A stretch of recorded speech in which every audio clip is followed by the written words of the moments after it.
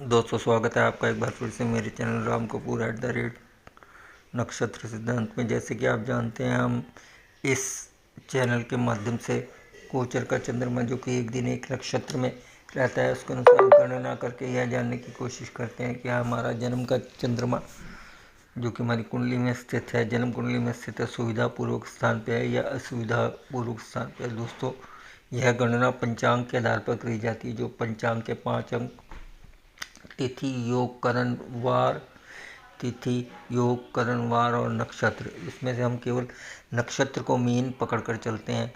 आप इस चीज़ में यदि नक्षत्र के अनुसार मेरी दी गई जानकारी के अनुसार उस पर एक्ट करते हैं तो आप इसकी सफलता का 70 से 75% मान के चलें।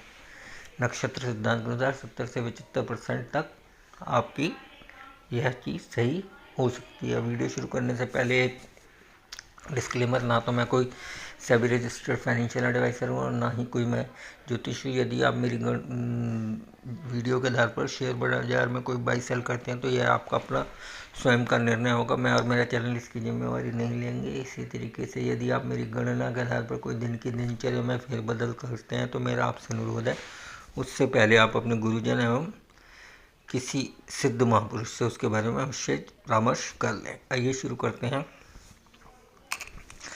आज का डेटा यह है। वीडियो मैं 8/3/2023 दिन बुधवार के लिए बना रहा हूँ। 8/3/2023 दिन बुधवार के लिए बना रहा हूँ। 8/3/2023 दिन बुधवार के लिए बना रहा हूँ। तिथि 8/3/2023 दिन बुधवार को जो तिथि पड़ेगी प्रतिपदा और पक्ष है कृष्ण पक्ष। कृष्ण पक्ष की प्रथम तिथि पड़ेगी। कृष्ण पक्ष की प्रथम तिथि पड़ेगी। प्रतिपदा तथा तिथि की जो दग्ध राशियाँ होती हैं वो होती हैं तुला एवं मकर। तुला एवं मकर, और इसके देव होते हैं अग्नि। इस तिथि के देव होते हैं अग्नि। इसका अर्थ क्या हुआ? इसका अर्थ हुआ यदि आपका जन्म कृष्ण पक्ष या शुक्ल पक्ष की प्रतिपदा को होता है तो आपका लगन कोई भी हो, उसमें तुला एवं मकर राशि जहाँ भी पड़ेगी वहाँ पे फलों में कमी आएगी। यदि अच्छे स्थानों पर पड़ेगी तो अच्छे फलों में कमी आएगी, और बुरे स्थानों में पड़ेगी तो बुरे स्थानों में भी फलों में कमी आएगी। और देव बताने का अर्थ ये है कि यदि आप किसी तरीके की समस्या होती है इन राशियों से तो आप अग्नि देव को इसके बारे में अपना नम्र और अपनी प्रार्थना कर सकते हैं। तिथि 8/3/2023 दिन बुधवार को जो योग होगा शूल होगा। शूल जिसका अर्थ होता है सदैव चुभन, यह एक अशुभ योग है। योग शूल और इसका अर्थ होता है सदैव चुभन, और यह एक अशुभ योग है। इसमें योगी प्लैनेट गुरु और अवयोगी प्लैनेट सूर्य होते हैं। इस नक्षत्र की इस योग की अवधि 9:20 रात्रि 8/3/2023 तक है। अर्थात 8/3/2023 दिन बुधवार को जो शूल योग है जिसका अर्थ सदैव चुभन होता है, और सदैव चुभन होता है, यह एक अशुभ योग है। इसकी जो अवधि है वो रात्रि के 9:20 तक रहेगी। इसमें योगी प्लैनेट गुरु होते हैं और अवयोगी प्लैनेट सूर्य होते हैं। ऐसा माना गया है कि शूल योग में कोई भी कार्य की शुरुआत ना करें, क्योंकि यदि आप किसी कार्य की शुरुआत करेंगे तो उसमें आपको थोड़ा दुख मिलेगा, दुखदाई होगा, या उसका जो पीरियड निकलेगा वो दुख का निकलेगा। खास करके प्रथम 2 घंटों में इसमें कोई भी कार्य नहीं किया जाता है। अब आते हैं कर्ण पर। 8/3/2023 दिन बुधवार को जो कर्ण है वो कौलव है। इसके स्वामी मंगल देव होते हैं और सूर्य देव होते हैं। मंगल देव से संबंधित कार्य करने कर्ण, जैसे मैं पहले भी आपको समझा चुका हूँ, कर्ण आपको यह बताता है कि आपको पृथ्वी पे किस तरीके का कर्म क्षेत्र अपनाना चाहिए। यदि आपका कौलव कर्ण में जन्म हो रखा है, ये एक सौम्य कर्ण है, तो आप मंगल देव से संबंधित अपने प्रोफेशन को सेट कर सकते हैं। इसमें पार्टनरशिप संबंधित कार्य भी कर सकते हैं। यदि आप कोई काम करना चाहते हैं उसमें पार्टनरशिप बिजनेस हो तो वो भी आपको फलदायी होगा। इस कर्ण की अवधि रात के 7:42 तक है। रात के 7:42 तक है। तो अभी तक हमने क्या देखा? अभी तक हमने देखा दिन 8/3/2023 को हिंदी तिथि प्रतिपदा, पक्ष कृष्ण पक्ष, दग्ध राशियाँ पक्ष के अनुसार तिथि के अनुसार तुला एवं मकर, योग शूल जो कि एक अशुभ योग है, कर्ण कौलभ है 8/3/2023 को। अब थोड़ी सी जानकारी नक्षत्र के बारे में रखते हैं। 8/3/2023 को चंद्रमा जिस नक्षत्र में भ्रमण करेंगे उसका नाम उत्तरा फाल्गुनी है और इस नक्षत्र के स्वामी सूर्यदेव होते हैं। इस नक्षत्र के स्वामी सूर्यदेव होते हैं। इस नक्षत्र की अवधि 4:20 सुबह 9/3/2023 तक रहेगी, यानी कि 8/3/2023 के संपूर्ण दिन से लेकर नक्षत्र की अवधि 4:20 सुबह 9/3/2023 तक रहेगी। चंद्र राशि सिंह 8:54 सुबह तक रहेगी, यानी कि चंद्रमा जो इस राशि में भ्रमण करेंगे पहले सिंह राशि में 8:54 तक सुबह, और उसके बाद वो कन्या राशि में प्रवेश कर जाएंगे। आइए जान लेते हैं सूर्यदेव के अनुसार, नक्षत्र के अनुसार सूर्यदेव जो कि नक्षत्र के स्वामी हैं उनके क्या क्या कारक तत्व, प्रमुख कारक तत्व होते हैं। सूर्यदेव आत्मा के कारक हैं, सूर्यदेव पिता के कारक हैं, सूर्यदेव सेहत के कारक हैं, आत्मसम्मान के कारक हैं, राजा के कारक हैं, राज्य के कारक हैं, हड्डियों के कारक हैं, आपके स्वास्थ्य के कारक हैं। सूर्यदेव बड़ी बड़ी संस्थाएं जैसे एसबीआई हो गया, बड़ा बैंक हो गया, LIC हो गया, इसके कारक हैं। जितनी भी बड़ी बड़ी राज्य से संबंधित जो बड़े बड़े ऑर्गेनाइजेशन हैं उन सब के कारक सूर्यदेव होते हैं। सूर्यदेव और भी अन्य चीज़ों के भी कारक हैं, ये मैंने आपको प्रमुख थोड़ी सी बातें बताई। सूर्यदेव ससुर के भी कारक होते हैं, ससुर के भी कारक सूर्यदेव ही होते हैं। अच्छा, उत्तरा फाल्गुनी नक्षत्र की आकृति पृथ्वी से देखने पर, यदि हम पृथ्वी से देखें तो इस नक्षत्र की आकृति टेलीस्कोप के माध्यम से खाट के समान, जो तारों का समूह है वो खाट के समान दिखाई देगा, उसमें तारा संख्या 2 होती है। इस नक्षत्र के गुण, यह एक ध्रुव नक्षत्र है, यह शुभ नक्षत्र है, यह इसमें तत्व वायु का और लिंग स्त्री है,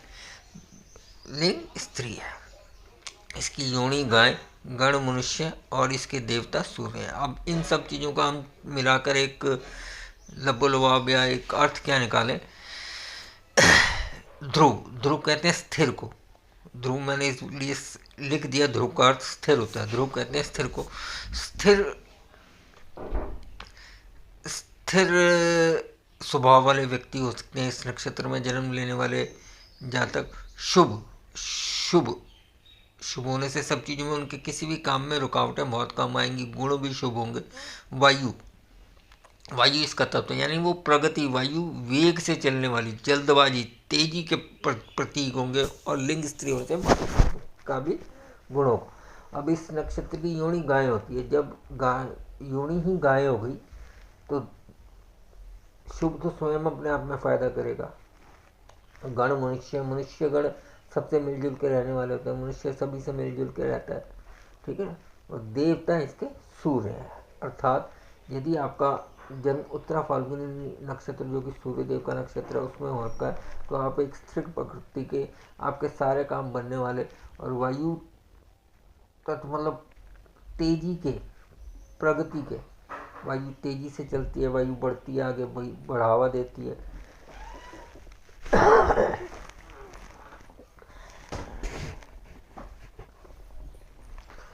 तेजी के कारक और लिंग स्थिर होने से मातृत्व गुण भी हो सकते हैं। योनि गाय, गण मनुष्य, देव सूर्य। अब ये तो हो गई एक ओवरऑल बात। अब मैं इसमें आपको छोटे सी फाइनेंशियल एस्ट्रोलॉजी की कैलकुलेशन कैसे करते हैं वो बताता हूँ। तिथि प्रतिपदा जो तिथि है, अब हम इसको थोड़ा सा फाइनेंशियल एस्ट्रोलॉजी के हिसाब से देखते हैं। तिथि जो प्रतिपदा शुक्ल कृष्ण पक्ष की प्रतिपदा तिथि होती है वो ठीक होती है, पॉजिटिव तिथि होती है। ये फाइनेंशियल एस्ट्रोलॉजी के हिसाब से मैं आपको बताऊँ। योग जो मैंने आपको बताया, योग कौन सा योग पढ़ रहा है, शूल सदैव अशुभ योग है। करण शुभ है, करण ठीक है। नक्षत्र उत्तरा फाल्गुनी नक्षत्र पॉजिटिव होता है, पॉजिटिव नक्षत्र है, ठीक है। वार को मैंने न्यूट्रल लिया, वार को न्यूट्रल इसलिए लिया, वैसे तो बुधवार हर काम के लिए शुभ ही माना जाता है, लेकिन इस टाइम बुध देव अस्त चल रहे हैं, तो मेरे हिसाब से मैंने उनको न्यूट्रल लिया है, ना अच्छे में ना बुरे में। तो इसमें से 3 में से और कैसे आप देख सकते हो, एक ये देख सकते हो, ये तो मैंने आपको 5 अंक बता दिए। वार को और कैसे देख सकते हो, जैसे तारीख 8 है, 8 तारीख होता है शनिदेव का नंबर होता है, शनिदेव का नंबर। और बुधवार, बुध और शनि में ठीक ठीक है। बुध तो शनि को मित्र नहीं मानते, जहाँ तक मेरी नॉलेज है शनि बुध को मित्र मानते हैं, तो ठीक है, शनि बुध की मित्रता आप मान के चल सकते हैं। तो उस हिसाब से दिन भी ठीक है। ठीक है, कैसे फाइनेंशियल एस्ट्रोलॉजी के लिए तो आप मान के चल सकते हैं, अगर इस गणना के आधार पर चलेंगे तो मिक्स दिन रह सकता है, मिक्स मंदी तेजी दोनों हो सकती हैं। ये मैंने आपको गणना करने का एक तरीका बताया है, जैसे गणना करी जाती है। ये सब कुछ हो सकता है, ऐसा ही होगा ऐसा नहीं है। अच्छा दोस्तों, एक चीज़ और, ये जो मैंने गुण लिखे हैं नक्षत्र के, उसमें एक आप ये देखो, ये एरो लगाया है मैंने, जहाँ ध्रुव शुभ वायु स्त्री लिखा, वहाँ एरो लगाया। इस एरो, अपवर्ड एरो का मतलब ये होता है कि ये ऊपर की तरफ देखते हैं नक्षत्र, ये नक्षत्र ऊपर की तरफ देखता है। मतलब जिस दिन ये नक्षत्र पड़ेगा उस दिन ये कोशिश करेगा कि बाजार को ऊपर की तरफ खींचे, या इस नक्षत्र में जन्म लेने वाले लोग अपने आप को ऊपर की तरफ बढ़ाने की तरफ, प्रगति की तरफ देखने की कोशिश करेंगे। तिथि 8/3/2023 वार बुधवार को गोचर के चंद्रमा सूर्य देव के नक्षत्र उत्तरा फाल्गुनी में भ्रमण करेंगे 4:20 9/3/2023 सुबह के 4:20 तिथि 9/3/2023 तक भ्रमण करेंगे। उत्तरा फाल्गुनी नक्षत्र से गणना करने पर निम्न ग्रहों के नक्षत्र में जन्म लेने वाले जातक दर्शकगण आप ध्यान से, सूर्य देव के नक्षत्र, राहु देव के नक्षत्र, शनि देव के नक्षत्र, केतु देव के नक्षत्र। सूर्य देव के नक्षत्र को कृत्तिका, उत्तरा फाल्गुनी, उत्तराषाढ़ा। राहु देव के नक्षत्रों को आद्रा, स्वाति, शतभिषा। शनि के नक्षत्रों को पुष्य, अनुराधा, उत्तरा भाद्रपद। केतु के नक्षत्रों को अश्विनी, मघा, मूल। इन नक्षत्रों में जन्म लेने वाले जातक जातिका 8/3/2023 वार बुधवार को शेयर बाजार में किसी भी तरीके की पोजीशन एक दिन के लिए ना बनाएं, एक दिन के लिए ना बनाएं। अगर बनानी बहुत ही आवश्यक हो तो केवल कैश मार्केट में बनाएं। फ्यूचर एंड ऑप्शन में एक दिन के लिए कार्य ना करें, केवल एक दिन के लिए। ये जन्म नक्षत्र से गणना करने के आधार पर मैं आपको बता रहा हूँ। हो सके तो एक दिन के लिए शेयर बाजार में कार्य ना करें। यदि आपको किसी अपनी बनी हुई पोजीशन में लाभ की स्थिति आ रही है तो उस लाभ को एनकैश कीजिए और कोशिश कीजिए एक दिन कम से कम काम करें। जो प्रॉफिट बचेगा वही प्रॉफिट बढ़ेगा, मैं ये सदैव बोलता हूँ। ये तो हो गई शेयर बाजार के लिए बात। जो हमारे मित्रगण अपनी नौकरी करते हैं, व्यापार करते हैं, माताएं बहनें जो घर के कार्य में बिजी रहते हैं, वो भी जिनका जन्म सूर्य देव के नक्षत्र, राहु देव के नक्षत्र, शनि देव के नक्षत्र, केतु देव के नक्षत्र। सूर्य के नक्षत्र कृतिका, उत्तरा फाल्गुनी, उत्तराषाढ़ा। राहु के नक्षत्र आद्रा, स्वाति, शतभिषा। शनि के नक्षत्र पुष्य, अनुराधा, उत्तरा भाद्रपद। केतु के नक्षत्र अश्विनी, मघा, मूल। इन नक्षत्रों में जन्म लेने वाले हमारे दर्शकगण किसी भी तरीके का कोई नया कार्य 8/3/2023 वार बुधवार को ना करें, एक दिन के लिए। उसके बाद आप अवश्य कर सकें। यदि आपका पहले से जो कार्य तय है उसको ना टालें, उसको अवश्य करें। अपने स्वास्थ्य का ध्यान रखें, गाड़ी संभल कर चलाएं, पड़ोस में वाद विवाद ना करें, और जो मैं हमेशा कहता हूँ, धन का सदुपयोग करें, धन का दुरुपयोग ना करें। धन को सोच समझ कर खर्च करें। आशा करता हूँ एक दिन के लिए आप अपने आप को संयम में रख कर चल सकते हैं। ये तो हो गई कि किन नक्षत्रों के लोगों को जिनका जन्म नक्षत्र है क्या कार्य नहीं करना है। इसी तरीके से सूर्य देव के नक्षत्र से गणना करने पर शुक्र देव के नक्षत्र संपत्ति तारा में आ रहे हैं। शुक्र नक्षत्र संपत्ति तारा में आ रहे हैं। तो शुक्र देव के नक्षत्र कौन से हैं? भरनी, पूर्वा फाल्गुनी, पूर्वाषाढ़ा। यदि आपका जन्म शुक्र देव के नक्षत्र में हो रखा है तो 8/3/2023 वार बुधवार को आपको विशेष लाभ की प्राप्ति हो सकती है, यदि आपकी ग्रह दशा अच्छी चल रही हो तो, और आप कुंडली में आपके ग्रहों की प्लेसमेंट अच्छी हो। इन सब बातों में हो सकती है, ये नहीं ऐसा ही होगा, हो सकती है, सकता है, पॉसिबिलिटी जरूर लगानी है, यानी कि ऐसा ही मान के चलिए ऐसा ही होगा।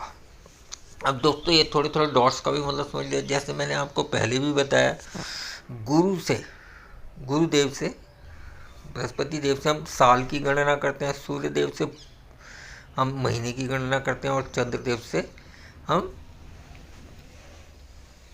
दिन की गणना करते हैं। अर्थात मैंने ये जो गणना करके आपको मैं दिन के साथ साथ इसमें साल और महीने का भी इफेक्ट लेके चल रहा हूँ, क्योंकि गुरुदेव रेवती नक्षत्र में चल रहे हैं और सूर्यदेव पूर्व भाद्रपद नक्षत्र में चल रहे हैं और आज चंद्रदेव उत्तरा फाल्गुनी नक्षत्र में। ये डॉट्स का मतलब ये है कि ये साल के हिसाब से, महीने के हिसाब से, दिन के हिसाब से खराब दिन है। ये खाली एक दिन के हिसाब से दिन थोड़ा हल्का है, ये भी एक दिन के हिसाब से, ये महीने और दिन के हिसाब से दिन खराब। ये तीन, एक एक, दो डॉट का मतलब यह है, मेरे को आपको बताना आवश्यकता, तो मैंने आपको बता दिया। आशा करता हूँ मेरी दी गई जानकारी से आपको लाभ मिलेगा, इस लाभ की स्थिति को आप उठाएंगे। और इसी के साथ मैं आपसे अनुरोध करता हूँ, आप मेरे चैनल राम कपूर @नक्षत्र सिद्धांत को लाइक कीजिए, शेयर कीजिए, सब्सक्राइब कीजिए, अपने दोस्तों में इसके कंटेंट को बांटिए, ताकि मुझको कुछ अच्छे दर्शक भी मुझको भी दर्शकों की संख्या में, मेरे भी सब्सक्राइबर्स में कुछ इजाफा हो। इसीलिए मैं माता रानी से प्रार्थना करता हूँ 8/3/2023 को आपको भरपूर लाभ की प्राप्ति हो। जय माता दी, जय माता दी, जय माता दी।